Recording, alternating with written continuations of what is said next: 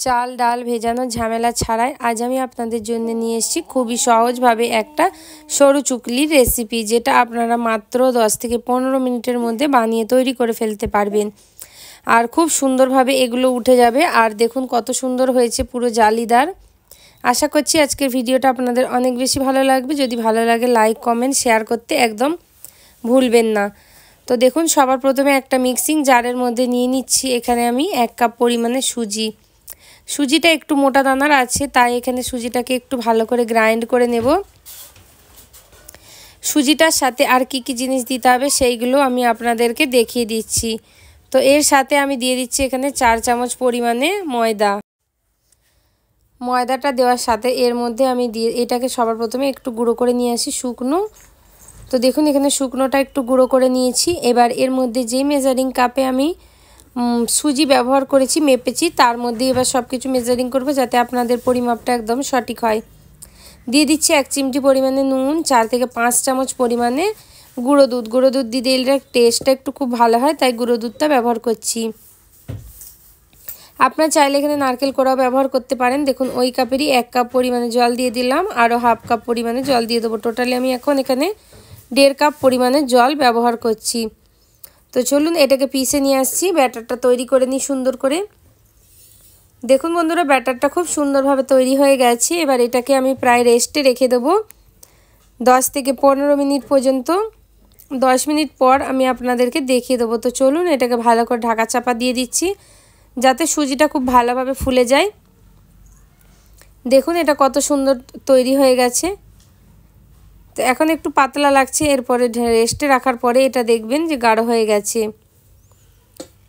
তো ঢাকা দেওয়া হয়ে গেছে। এবার এখানে দেখুন প্রায় 10 মিনিট হয়ে গেছে, আপনাদের দেখিয়ে দিচ্ছি। তো খুব সুন্দরভাবে এই ব্যাটারটা তৈরি হয়ে গেছে। এবার এটা সুজিটা দেখুন কতটা গাঢ় হয়ে গেছে। এবার এর মধ্যে দিয়ে দিতে হবে আমাদেরকে হাফ কাপ পরিমাণে আরও জল। টোটালি 1 কাপ সুজির জন্য আমাদের 2 কাপ পরিমাণে জল ব্যবহার করতে হবে। আর তার সাথে ময়দাটা 4 চামচ দিতে কিন্তু একদম ভুলবেন না, নাহলে কিন্তু এটা খুব সুন্দরভাবে উঠবে না। তো চলুন এটাকে আমি জল দিয়ে ব্যাটারটা তৈরি করে নিই। তৈরি করার পর সরাসরি চলে যাব নেক্সট প্রসেসে। বন্ধুরা যদি ভিডিওটা একটুকু ভালো লেগে থাকে অবশ্যই চ্যানেলটা সাবস্ক্রাইব করে নেবেন, সাথে বেলটা অন করবেন। যদি ফেসবুক পেজ থেকে দেখেন পেজটাকে অবশ্যই ফলো করে নেবেন। তো এইরকম নিত্য নতুন রেসিপি আপনাদের কাছে সবার প্রথমে পৌঁছে যাবে। এবার দেখুন একটা ননস্টিকের প্যানে একটু তেল মাখিয়ে নেব, তেল ব্রাশ করে নেব। সবার প্রথমে তেলটা একটু ব্রাশ করার পরে তেলটাকে একটু টিস্যু পেপার দিয়ে আপনারা পুছে নেবেন সুন্দর করে। আর সুন্দর করে টিস্যু পেপার দিয়ে তেলটা পুছে নেওয়ার পরে আপনারা কিন্তু বাকি এগুলো করে নেবেন। টিস্যু পেপার দিয়ে সুন্দর করে পুছে নিচ্ছি, পোছা হয়ে গেছে। এবার চলুন ব্যাটারটা সরাসরি এর মধ্যে 1 থেকে 2 চামচ পরিমাণ দিয়ে দেবো। যতটা লাগবে ততটা আপনারা ব্যাটারটা এখানে ব্যবহার করতে পারবেন। তো এখানে আমি 2 চামচ মতো ব্যাটার দিয়ে দিচ্ছি, দিয়ে এটাকে গোল গোল এরকমভাবে ঘুরিয়ে নেব। আর ঘুরিয়ে নিলেই কিন্তু এটা খুব সুন্দরভাবে দেখুন এখানে ফেলিয়ে যাবে। এইভাবে এটাকে রেখে দিতে হবে। রাখার পরে দেখুন কত সুন্দর তৈরি হয়ে গেছে সরু চুকলি পিঠাগুলো। তো এগুলো একটু লালচে হয়ে গেছে, আপনারা যদি চান পুরো সাদাও করতে পারেন। তো দেখুন কতটা জালিদার। আমি আরও একটা তৈরি করে নিচ্ছি এখানে।